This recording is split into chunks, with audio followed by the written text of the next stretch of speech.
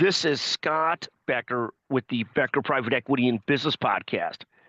We're thrilled today to be joined by a senior consultant with VMG Health and just a leader in the aesthetics space.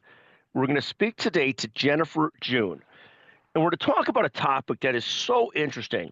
We're at a time right now where private equity is in multiple different challenges with their sponsored companies, where they're both working very hard to get same store growth, organic growth, the business going in the right direction. Well, they're also looking at bolt on acquisitions and other types of growth outside of organic growth. But the acquisition growth has got harder and harder. So we got more and more people looking at how are operations going? How do we get them better? How do we assess them? Jennifer's going to talk to us today about a lot of that. Jennifer, can you take a moment and introduce yourself and tell us a little bit about your background and about VMG Health? Sure. Thank you for having me. My name is Jennifer June, and I am a senior consultant with VMG Health. We specialize in aesthetics, plastic surgery, and dermatology, as well as ophthalmology. I am an expert in the aesthetics field. My background lies in over 20 years of retail health and wellness in startups and turnaround situations, working with private equity. Most recently opened and grew my own med spa chain to 12 locations regionally on the Northeast, and was able to sell them to a private equity group in January of 2024. I've also worked for some of the larger chains as well throughout the United States in the aesthetic space. So that's amazing. So you're both an operator, you've been an operator, a founder, a consultant. What an amazing, congratulations, and what an amazing background. So as you assess businesses and locations and situations, talk to us about how you start to look at sort of what you're assessing and sort of where do you start on that and how you look at locations. Is the location thriving and profitable? Tell us a little bit about how you sort of look at these types of businesses. So the first thing to look at is really looking at a SWOT analysis, right? You can never forget the power of a SWOT analysis, especially in the med spa space, just making sure you're making right decisions. Vital financial health, right? So your key indicators, profitability, cash flow, and expenses. And then, of course, operational efficiencies are very important. So the first thing to look at is your staffing capabilities and the technology, your tech stack, and just making sure that you're equipped to grow your business in the direction that you want to grow it. Take a moment there. It's so funny you mentioned the term SWOT analysis.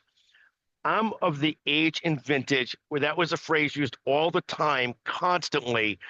Just take one moment and explain to the audience, for those that don't use that term as often as I used to, or we did in my generation, what a SWOT analysis is. And I assume most people, I guess, know what a SWOT analysis is, but I'm not sure because I don't hear the term as much as I used to.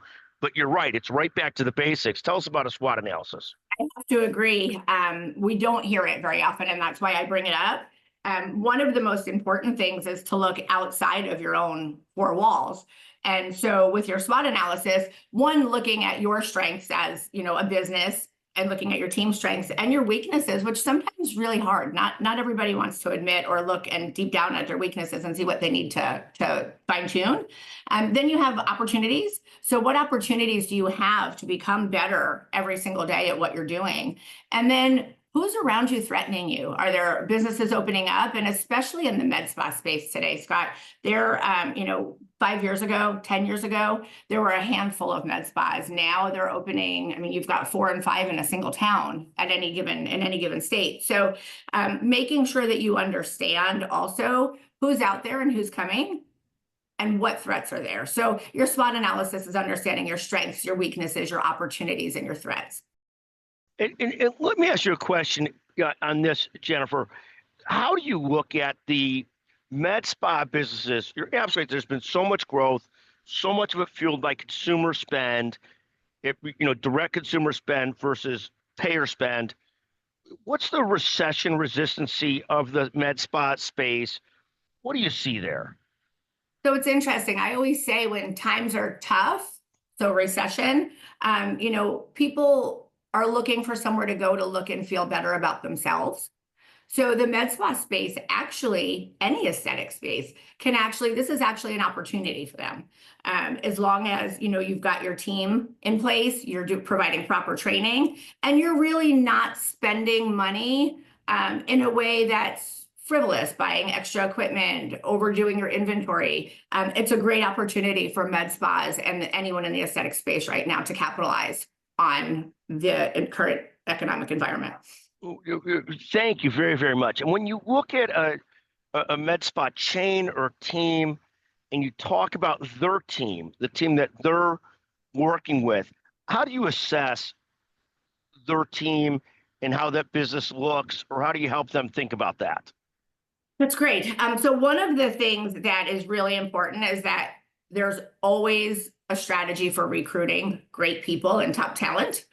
And also, one of the things in growing an aesthetic business, med spa, is making sure and ensuring that you have a consistent training program that reinforces your company's values and culture, and that can be repeatable throughout every single office as you grow. Consistency is really the key. Thank you. And as you went from, I take it at some point, one location to 12 locations, talk a little bit about as you move and get larger and start to scale, either in one location that becomes a growing location or in multiple locations, the importance of processes and documentation and systems to running a business versus just great people, and probably the need for both. But how do you think about that and assess that? So it's interesting. The first step is really to take a look at what documents you have in place now. So whether it's from your vendors, whether it's stuff that's been created internally, whether it's from a marketing standpoint, and really ensuring that the systems are being utilized the way they were designed to be used. A lot of times when there's even a training program, I always say folks do 50% of what they learn in the classroom.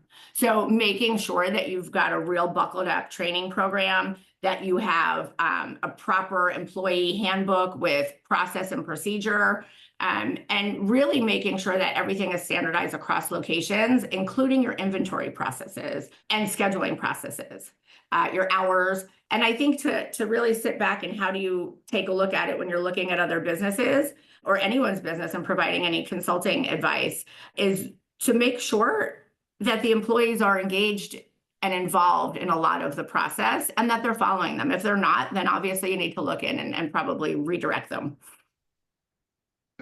Thank you. And take a moment on how did you start your own business? How did you get that started? What was the genesis of that? Tell us just a little bit about that story as a founder.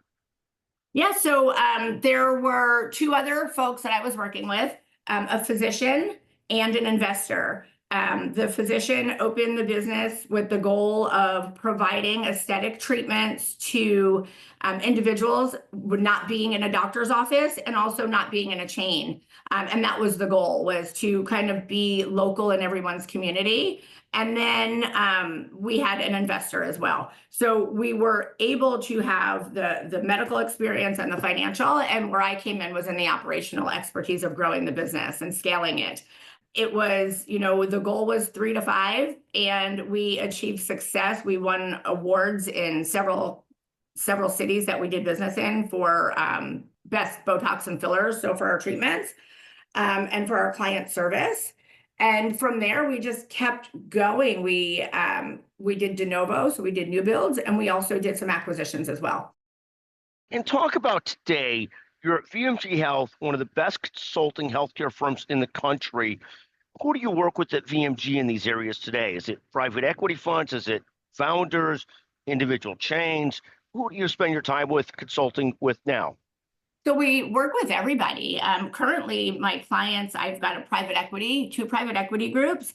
I've got a group or two that do roll-ups. So, as in the veterinarian and the ophthalmology space, groups are coming in and purchasing businesses, either singular businesses or chains, and rolling them into one platform for buying power. And then I do also work with independent owners that want to scale their business or that just want to be the best in their neighborhood. Thank you. And then when looking at a business, how do you help somebody assess where there's a growing demand for services in their expansion area So what we look for, what I look for and what I help them with is one, do you have the infrastructure and the people? And then two, what services are you currently offering that are profitable? What treatments are, the ones that are on the list for up and coming? And do you have one, the team that can administer the treatments? Two, do you have the finances in order to add the equipment or add the treatment to your business? And three, who else is doing it in your area? And then, you also always need to be updated on the legal and regulatory issues. Who can perform the treatments and are they legal in your city or your state? Thank you. And take a moment, Jennifer. You've had this tremendous career as a professional. I want to ask you two more questions. First is, what are you most focused on and excited about this year? What are you most focused on and excited about this year? Oh gosh, this year I think the businesses that are growing and the ones that want to grow. I think it's really an exciting time in aesthetics where there's a lot of new treatments. There's a huge awareness around aesthetic treatments now, and the stigma is not a negative. It's very positive. People are looking towards anti-aging and wellness more than they were before. And I really think that some of the new treatments and some of the new businesses that are opening, focusing on anti-aging and wellness is really, really great. And it's a really exciting time. And one more question. You've had this great career. Any advice for emerging leaders, founders, any advice that you give to people as they're looking at these issues or generally moving into leadership? Yeah, take your time. I think really being able to look inside it yourself. One of the things as a leader, when you're, it's lonely at the top. I think that's something that you've probably heard people say in the past. And really engaging in your team. The team that is in front of your client is the team that knows the best. And so really listening and focusing in on what they're saying, what they're hearing, and what their needs are, and involving them every step of the way in your business and in your growth. Jennifer, I want to thank you for joining us on the Becker Private Equity and Business Podcast today. What a remarkable career and leadership you've shown and had and do. What a pleasure to visit with you. Thank you very, very much. Thank you.